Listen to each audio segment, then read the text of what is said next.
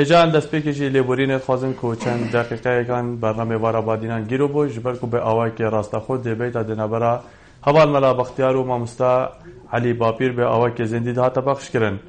بینرین هجاین کانال بادینان ساد بینرین وارا بادینان بو ابرو بابت کومه دست نشان کری ام ده بحث پروسا آزاد کرنا عراق جدست رژیم بحث کن کو نهی 4/2003 چونکی ایوارا بادینان روژین شنبینه هاتیا پیشکش کرن دوی پروسا رزگار کرنه بوله ابر مودید گله گرینگه ام دانوستاندنه سروی بابتی بکن که آیا ساروجا آزاد کرنا عراقه چه جه نافچونا صدام حسین سروک رژیما جه نافچویا بس بشتیوی چه جه عراقی هاتا گهورین ولاتیان عراقی کرد بکاتندی چه بدست و اینا برانبرویه که چه جدست دان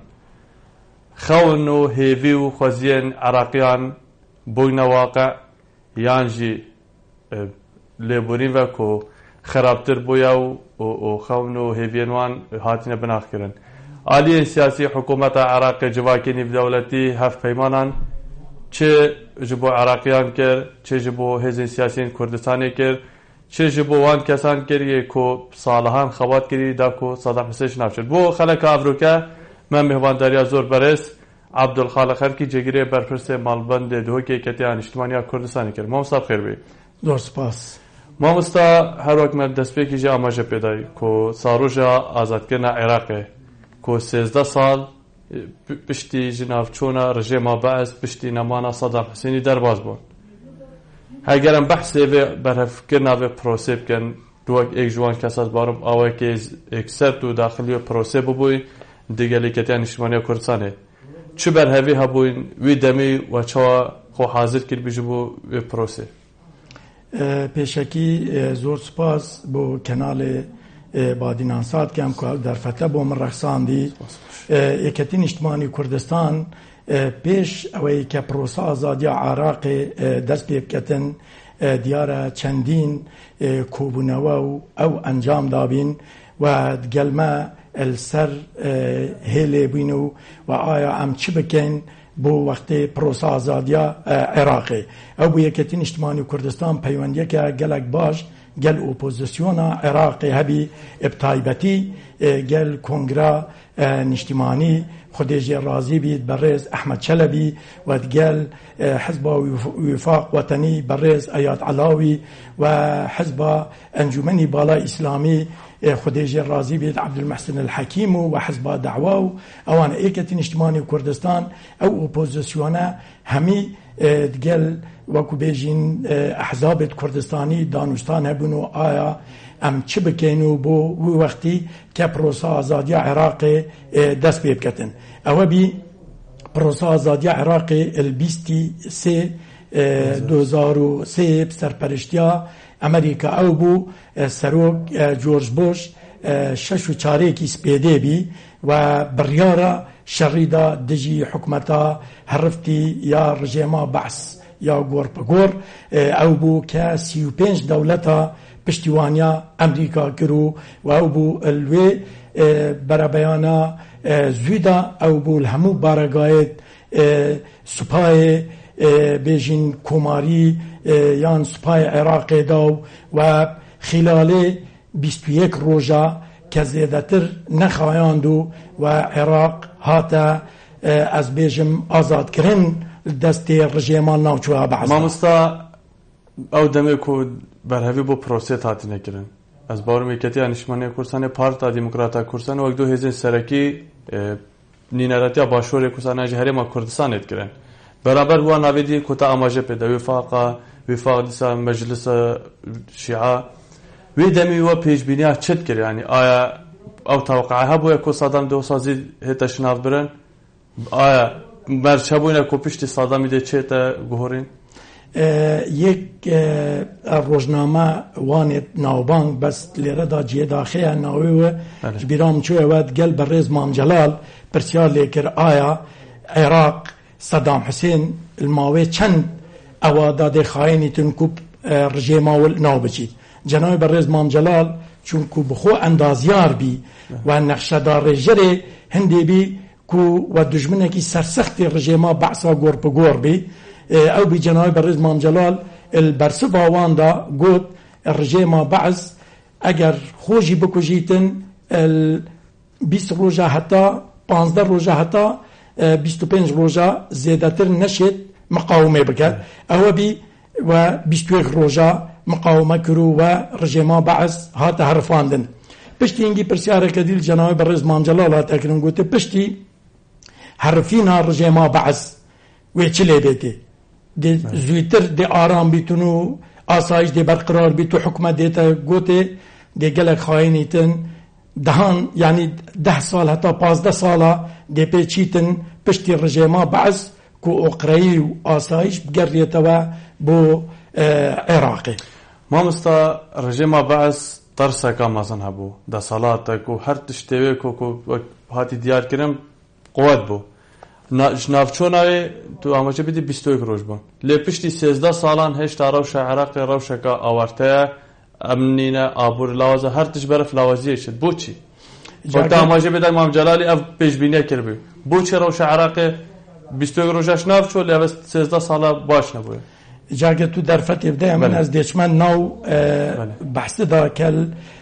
نهی 4 2003 وقتی ام وکو ریخزنین نهینی بین ات نو باجره مسل دا و الپانزده 3 2003 سر بانگوازا رادیو دنگ گلی کردستان بو کاروغ وقتی دا از کارگر ملبند جی بیمو و برپرسی ریخزنین نهینی بیم ابناوی کاروغ دا نو باجره مسلو و دهو کو آکره دا من ریخزنین نهینیت کرن او بی از چون بو سلیمانیت وقتی دا کار جمال یوسف برپرسی ملبند چار رخصنا دوگ بی و 3 روز از ماما و او سورایا جی نشانت هندنا که او سورایا من ایکتین اجتماعی کردستان پشتی 3 روز راهنان مرسر کرده و او سورایا مدگل خوبره ناو باجره موسل دا و موسل جی از بیجمتا سر دستید رخصنیت نهینیت ایکتین اجتماعی کردستان او بالهجده 3 از گریام و دو برادر هان نگمن او بو شهید عشقی عبدالله سورچی که شهید هم جیگره ملبندی بیا هم برپرسی ملبندی بیا ولی واجی بیا جیه داخله و یکم کس بیا که 24 سه بهویه که ساخته نوبین قادسیه و دوسره بلم درباز بیهات نو باجر مسلدا والریکا کاک محمود سورچی و تیتا نیاسین محمود پاکو و خودش رازی بیت احمو هرنی هادنا نگمن گوته کاکشقی هاتیه و چون مکاکشقی نامان 3 شوال نگمن ماوا و ما گفتگو دانستانو که آیا هم چکنی و بشوه از او دادر کوین افغان ما مستا تو هماجه بدی تا حوالین رسنایکتی و دانستاندن کرن آیا او دانستاندنت نابره کادرین ایکتی ده بو کود دچاب بجداری کنی آنجید گر هندک آلیندین سیاسی کوی دمن بشه بیشن اپوزیسیون بود دانستاندنه تو اد گل کی بین سر چی بین دانستان جارایی که منو شهید عشقی برنامه دانا و مدام جمیر 0 دانا کاتچک کاتکی امدست اوی بکنو بارگایت رژیمی ام دستی خوب سردابیرین او بو ام چون چندین کسایتی و سروکوز و عشایری نو باجر مسل دا و چندین مستشار جبو ما پیوندی پیوکر و یک لوانه کو برسف آمدای و هاتیه نکمه محمد جوهر آقا گوران بی و چکو تقمنی دانما و منو شهید عشقی ایدی او بی دمجمیر 0 دانا دستی راست شهید عشقی الگرکا تحریر و ظهور و مثنى و بجمتا گرکا شرطی و درگزلی و فیصلیه و همو حتی گهیتا میوان خانه عضو قیاده بعثا گور پگور که محمود المولا بو یک بیل توانبارین مزن شهید عشقی سورچی دستی خوب سرور بارگانه دا گرتنو و همو کلو پلیت وانجی و چند ارشیف نهینی تیدابین همو پاراستنو و پشتی اینگه و ارشیف جی همو امانت و مگهان سرکردات یا خو اوانه دستی چپی و از باكو بيجين قرقا نورو ارباتشيو قرقا برايتيو قرقا تأميمو قرقا صناعيو و اواديكا قوب جلي اوانا حتى اساتم قيادة فرع من ربيعين بيجني نوكا بارقاي مالبند حفتا رخصنا نينوايا ما كنترول كرو وسع الناجي از گل سرکرداتیا خویای کتن اجتماعی کردستان از آخوتم بوسترایای مگوته او بارگاه رژیم جی مدست سر داگرته و مدستکاریا هیچ تشتکی جی نکرد و یکتین اجتماعی کردستان هر وقت راست پاردید سرکرداتیا ما مدستکاری بو هیچ کلوپلکی یه دستگاه میری و اوانه تنها بارگاه سرکردکر یه رژیم دستی خو مبسر داگرتو و او ارچیفته اجدا ما پاراستو و امانت و امگان دا سرکرداتیا خو مامۆستا داماژە بدا کوت و گەل هەندێک سەر و کۆزان ڕینیشی ji بۆ کۆ خۆ بەرهەفکردن هەلویست ئاژی دیتنا هۆزن ناوان باژێرە مۆسلدا کوت و ئێکشوان کەسە بوو ناو مۆسلدا دیتنا ئەوان بەرامبەر ڕژێمێ چوو بوو چەند بەرهەف بوون چەند شان هاریوا بکەن کوتوی دەمێشتا سادام سەر حکمی بوو تنها محمد جوهر آقا گوران که برازای مشیر آقای گورانه اوی بدرستی بچکو تقمنی هاریکاریامون شهید تشکیل کرد حتی ما دستی خوب سر و بارگانه دا گرتی او بو پشت هنگی لایانی دیگه ساعت 2:20 داخل و باجره موسل بین و از لیره اجدا دنگی خودگهین ما همو جهانی که یکتین اجتماعی کردستان دوف و راسپارده و رنمایت سرکرداتیا خو دستکاریا هیچ تشتکی نکریان تالا نکیان تشتکی اوه که نخو از بیش متجی یکم هیز بوینه از او شهید تشقی که داخل و بارگانه بین بله ما استاد بارم پیوندی گلمه دا امده بردامی با گاگ عبدالله کرم که الو بار باش شامی باش کدی لبان بار باش سرجاوا گاگ عبدالله کرم که بله بخیرات ما مستعجد کم سپاس نبی کرم بله دست خوشک تاوریا مدرس کم خدمت دانه بله تشکر سالجادا وزارة الإعراف تعرف الهمية ملت كردو قال لي عرفت في وجود كم سپاس سیویا کو الفيرا من تشيرك بهايا بله کرم بله أريبوشي بشتي شنابشنا حكومة بحث بله رول كرداي لواز البغداد تانا هاجي هاري لوازه بود بله که هر اوه بو کاک عبدالله بله گلک سپاس که تو دیگر مدا بجدار بوی هفیا برسوه جلای ما مستمی هوان و ما مستمی بریا که ام برسوه کاک عبدالله بدن از خوازم پرسیاری جیب کم تاماجه بدا که وکی یک جوان آلین که بجدار پروسه ده هر تشتکتی دست و پاراست تمام دم دوا که ویدیو عادت تا دیدن و که بلگنامین وجود تا دیدن آوای که گشتی عراقیان سر دایرات دیگر بوچ یعنی چه پلان نبوینه بوچ خلکی سر دایرات دیگر مدید گلک تشتش دایرات کشن آیا هگر او تشتا وقت آماجه بدا پاراستی بان حزب سیاسی حکومتان هدا چند شد بتر فایده جی بینن ام بحثا رخصنیت خوید نهنید کن آوای که گشتی از بحث آوای که گشتی ام وکو یکتین اجتماعی کردستان و ما هیچ آوای که هیچ بلگه که هیچ دوکیومنت جینیت تنها ارشیفی اوا نبیتن که ما دستر بارگاهت رژیم دارد از بارم نها ام پیگ و برف کلام نافبره که چند دی بردام بین بله بینران امو این پیگ و برف نافبره که و اوار آبادینا دی بردام بین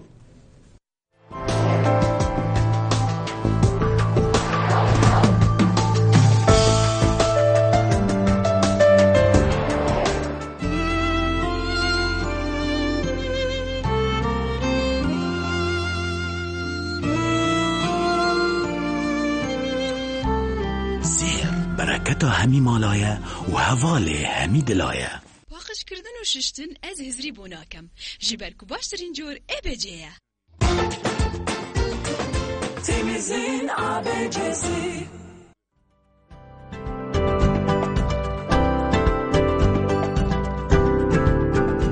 بو رکلام کرنه لی کانال بادینان سات پیوندی وان جمران بگن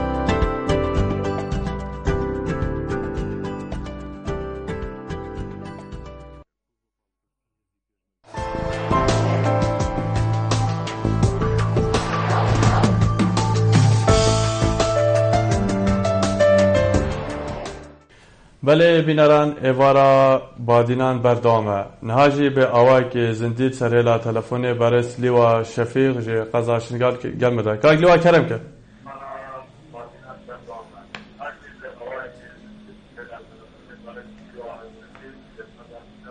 کاگلی وا شفیق زۆر سپاس سلااوڕێزم بۆ بادیناساد و بە تایبەتی بۆ برای بەڕێزم کاک دکتۆر عەبدولخالق سپاس کاگلی وا ئەگەر دەنگێ تیڤێ بچایکەیم کە ئەم دەشێن باشتر گۆهداریای کۆ دەبکەن خزمەتە تە بکەم سپاسی کاک دکتۆر دەکەم بەڕاستی کاک بەلێ کاگلی وا گۆهدارم من پرسیارەکەم لە کاک دکتۆر سەرەتا سپاسی دەکەم کە ئەو تاریخە ڕێک و پێ ئەو یان زاکیرە باشەی هەیە بەرامبەر بەوانەی کە هاوکار بووینە لەگەر کاک دکتۆر عەبدولخالق وەک تاثیرە وەکو ئەندامێکی یەکێتی نیشتیمانی کوردستان لۆ گرتنەوەی گرتنی شاری مووسڵ و کاک عەبدولخالق دەبی زیاتر گرنگی بە یەکێتی نیشتیمانی کوردستان بدا کە دەوری کاریگەری هەبوو لە ئازادکردنی و ڕزگارکردنی مووسڵ چونکە مووسڵ شوێنەکە ئەبێ بە تایبەتی یەکێتی نیشتیمانی کوردستان گرنگی زیاتری پێ بدات دیکە زیاتر لە بن 2 ملیۆن کورد سەر بە شاری مووسڵەیە و پرسیارەکەشمەوەیە دەوری یەکێتی نیشتیمانی کوردستان چۆن بوو لە 2003 لە ڕاماڵینی بەحسیەکان لە شاری مووسڵ و لە گرتنی ئەو تاوانبارەی کە لە سێدارت لە تا یاسی ڕەمەزان بەڵێ هەرەوە بۆ جەنابی لیوا زۆر سپاس بەڵێ gelek سپاس بۆ لیوا شەفیق ژێ قەزا شنگالێت گەلمە دەبۆی سپاس کۆت و بەشدار بۆی مامۆستا ئەم بەرسوا پرسیارە کاک عەبدوڵڵا بدەن کەی پێشتر تەلەفۆن کرد بۆ بێژ بۆچی پشتی شناوچۆنا بەعس دەورەی کوردان کێم بوو ئایا دولگەلێکی کو دەورەی کورداکێم بۆ یان ژی هاتە کێمکردن نمونە کوردێکش فاکتەری سەرەکی بوو ئاواکردنە عێراقانیدا بۆچی کێم بوو باش سپاس بۆ کاک عەبدوڵڵای سەرۆک مام جەلال ال 6/4/2005 وەختی بیا سەرۆک کۆماری عێراقا فیدرال یەکەم پێشمەرگە بیا کەل بنخیوەتە زەلێ بێت ببیتە سەرۆک کۆمارێ دەوڵەتەکە وەکو بێژن عەرەبی ئەوەت مێژوودا جارایەکەیە کورد پێگا کووردا تایبەتی جەنابێ بەڕێز مام جەلال پێگەیەکە کورد gelek پێز بین مام جەلال وێ ئەوا خۆدا کە سەرۆک کۆمار بیا دنیا بەحسێ جەنابێ بەڕێز مام جەلال کەوت وەلوانەژی مەرجعێ دینی یێ شیعە کە سیستانیە بێژیتن جەنابێ بەڕێز مام جەلال سەمام ئەمان للعێراقیین جەمیعەن کورد پێگا کووردا زۆر زۆرە پێز بیا وەختی جەنابێ بەڕێز مام جەلال ال 2005 حتا 2010 یعنی کورد قیمەی دابینە پشتی نەخۆشکەوتنا جەنابێ بەڕێز مام جەلال کووردا ئەو یەک دەنگ و ئەو یەک هەلوێست و ئەوە نەما بۆچی چونکو جەنابێ بەڕێز مام جەلالی غایبە غایبیا جەنابێ بەڕێز مام جەلال جێ داخەیە هیچ کەسێکی دیکە نەبیە خەمخۆرێ ملەتێ کورد مەدانا gelek ciheti dike piştî cenabê berêz mam celal kene xweş kewtî dêb dewrê cenabê berêz mam celal de çunku berêz mam celal karîzmaya dünya hemû behsê cenabê berêz mam qet û qet çi cara Kurda serkirdê wekû cenabê berêz mam celal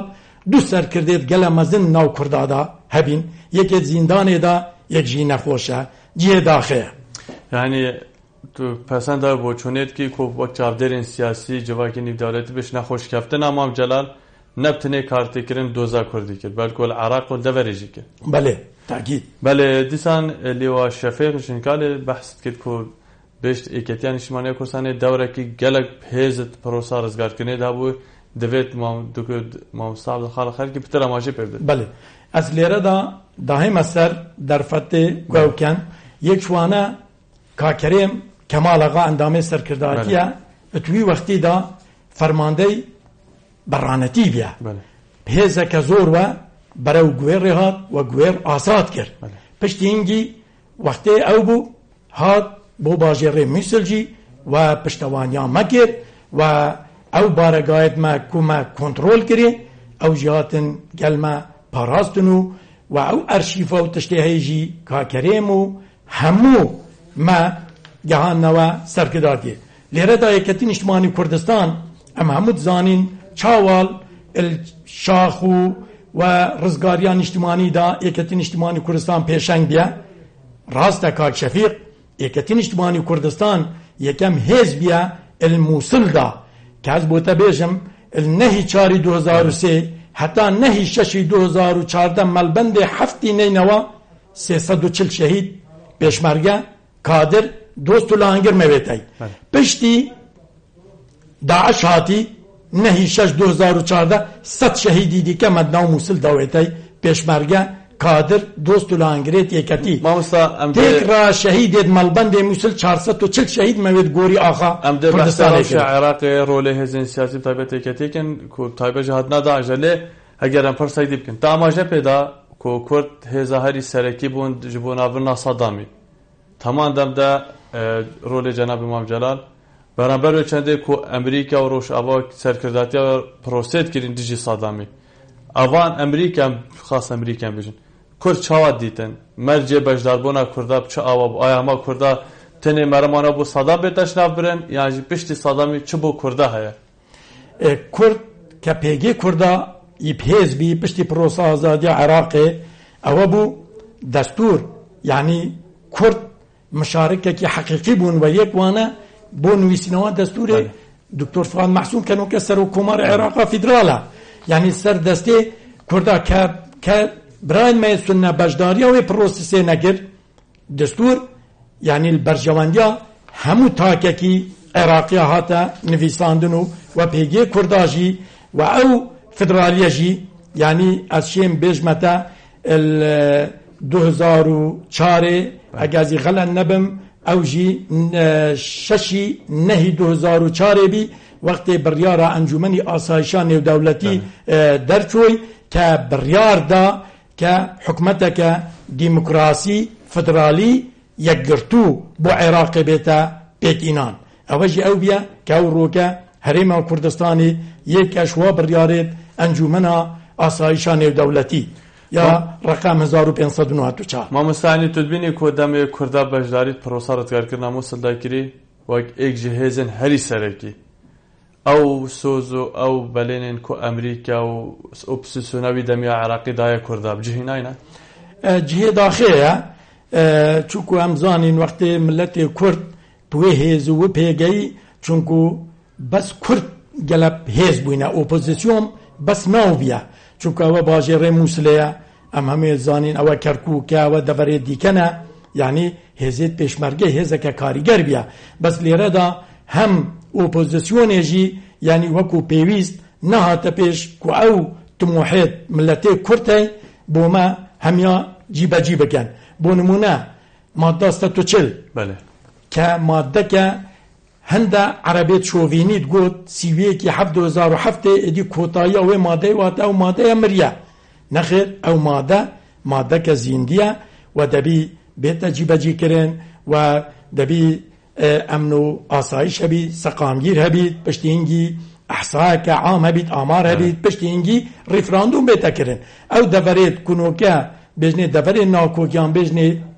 او ناوچیت کردستانی در و اداره حریمه دبی اوانه بین یکسر ریفراندوم او تشتید مگوتو بینه کرنو خلق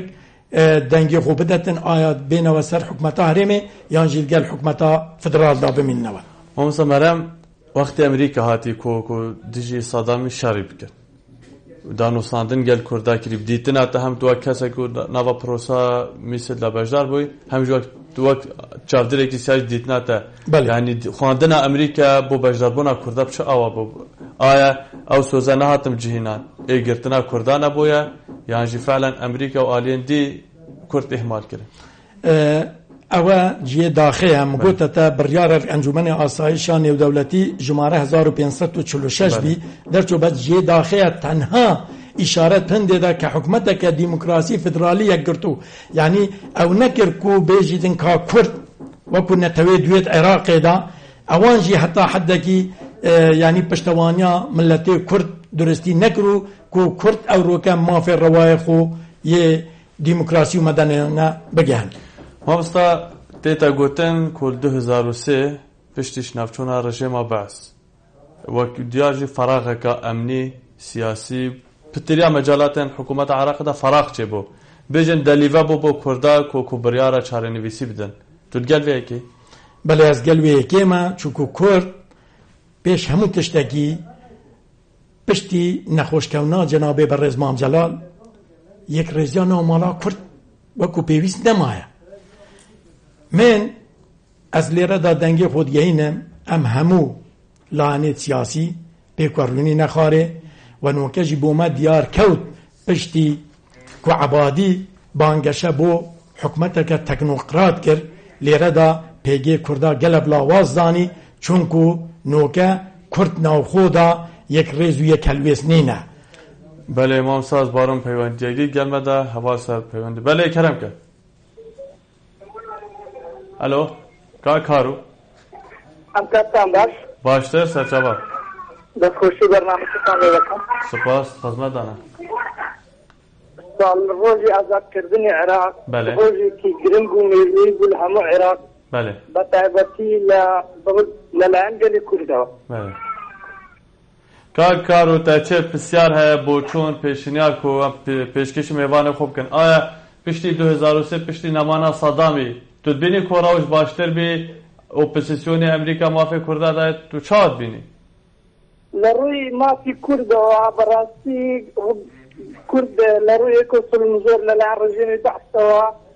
کورد تات بنێ قۆناغێکی باش بەرەو پێشچوو بەڵام ئەوەی دینان کە ڕۆلی مامجەلال ڕۆلێکی زۆر گرنگ بوو لە عێراق لە دوای نەمانی مامجەلال بەڕاستی ڕۆلی کورد زۆر لاواز بوو پێگەی مامجەلال پێگەیەکی زۆر گرنگ بوو زۆر دیار بوو بەڵام بەداخەوە لە دوای لە خۆشکەوتنی مامجەلال لە عێراق وەکو بینیمان پێگەی کورد زۆر لاواز. بەلێ کارۆژێ کەلێکی ئەگەر تا چدی نەما بێت گەلێک سوپاس کۆتۆ بەشدار بووی کاک عەلی کەرەم کرد. کاک عەلی ئەلۆ بەلێ کەرەم کرد. باشە قوربان ساوی سەلامەت بی کەرەم کە بەخێراتی منیان ڕێزەکە دەکەین ناوی سوپاس سەرەتام دەمێت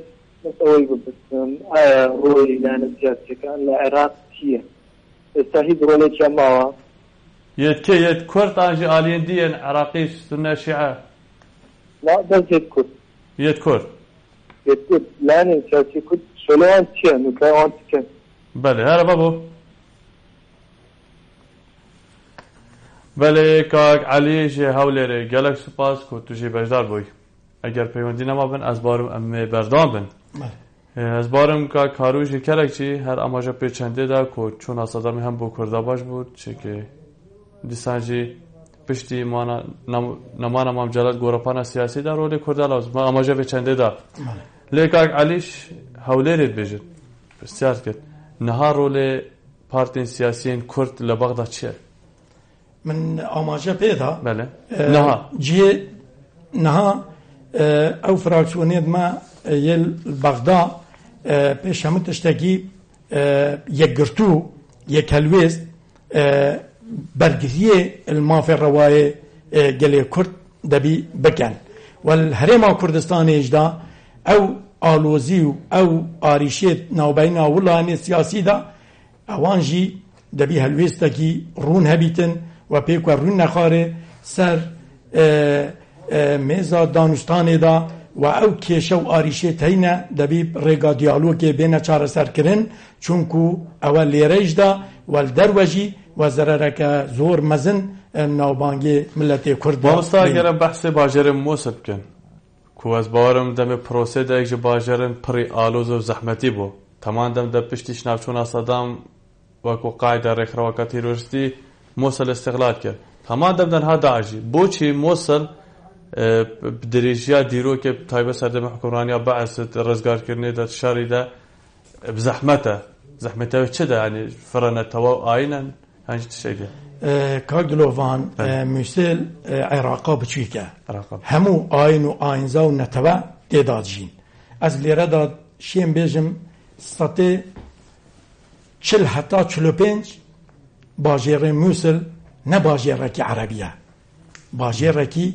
عراقیه همو چین و تویج و نتوا و آین و آینزا تدازجین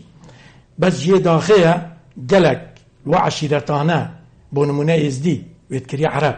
گویی ویدکری عرب ومربل ويتكري عرب ميرا ويتكري عرب جرجري ويتكري عرب مسارشة حسنا أغواتيت باب البيت هم كردن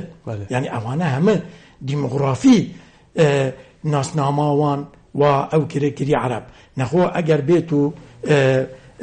درستي بيتنو وهيج ترسو تشتك سروانا نبيت أشيم بيجم سطح 45 دانشتوان خاكا موسل كرده يدي كجي مسيحي ترکمان و عربیت رستنیت اویدانه لیره دا آماجه کدی از رولی کتین اجتماعی کردستان بو جنابیت و بو بینه را از بیجم 19/8/2003 مزنترین تاوانبار یه رژیما بعض که تهای آسین رمضان بیا و که کریم بخول ملبند بیا و که سرباز معارضه و هات گل شهید اشقی و گل ما امی چویا حيل وحدة بين حي الميثاق طاياسي رمضان وإنا أدري موينايا مالبندي حفتي ريخسنا نينوا لكولينوا تشمويت قل كره بشتينجي مويت تسليمو دست أمريكا كره إيكا ديكال الكويكتين اجتماعي كردستان و پیشمرگیت ويت چاونترس كاك سعدي أحمد بيرا از راس پاردم گوته برادر كي ليرا ناوي و شيخ مسلمة برازاي شيخ سعيد روفيا غورانا قال مسيار بي قوته عبد الله وحش مقدم بي تاوان بارك بي قال خرابي بدر حق ملتي كرد كربين اسنارم كاك سعدي وكا كريم وتقال اوانا بدو السيارة شوم الزنجيلية قوته من او عبد الله وحشة يكسر كوتي ندو والربي وعبد الله وحش ما قرتو وما تقينا ما كرت صندوقا بيمدا وما ينابو ملبندي حفتي رخصنا نينوادا او یک شو تشتانه که پیشمرگیت یکتی چه کادر بیتو چه پیشمرگه بیتن رولکی سرکی هبیه و یکتین اجتماعی کردستان از شیم بجمتا پیشنگ بیال رزگار که ناباجی رموسل یکم هیز بیا که ام هاتینا کاکریمو هاتینا بو گویرو ام هاتینا گشه تشکیم موسل من رزگار کریا پشتی انگیلانه دیکس عدو 20 دقیقه شوه و داخل بینو کچیما آلای سوز یکتین اجتماعی کردستان سبارگاد رژیمال ناوچو موید چقاندو وید شکایه یعنی همشین بجن یکتین نبتنه بجداری کریه بلکو رول اپوزیسیون هم رول سربازی هم رول امریکا دست سرکنان کسی تاباشه پیدوان توان باره بعض ده بله رول دیتیه بله ما مستعدی سا اگر ام هر بحث موصل بکن کو موصل وک جغرافی نیزی که هرما کردستانه آیا رزگاری موصل شنوا بعض دیسا القاعده دیسا اوام تولید داویه بحث کن داعش چند گرینگ ابو هرما کردستانه شو عالی جغرافی و موصل العالی جغرافی و کادلوان 16 یکیت کارگیری او روکا کردن یعنی موصل بخول 7 قضايا بيكتيتن وبسنتري قضاء ناخودا ودوامين شارجي العراق دا اشياء بيجم حتى 3 مليون سرجمي دانشتواناوي ديدا واشياء بيجم جي وكرد بيجاكي بهيز اتناو موصل دابينا بس ليردا تو وقت بيجي آية خلقي موصل يعني بزوري كاز بيجمتا سنة مذهبن بزوري جي اتقل رجيما بعض دابينا وزورترين قادة يعني بيجين برپرسید سربازیت رژیما بعض الموصل بينا وزيادة ترنجي خلقي موصل ي متحفظة يعني خلقي همو جلق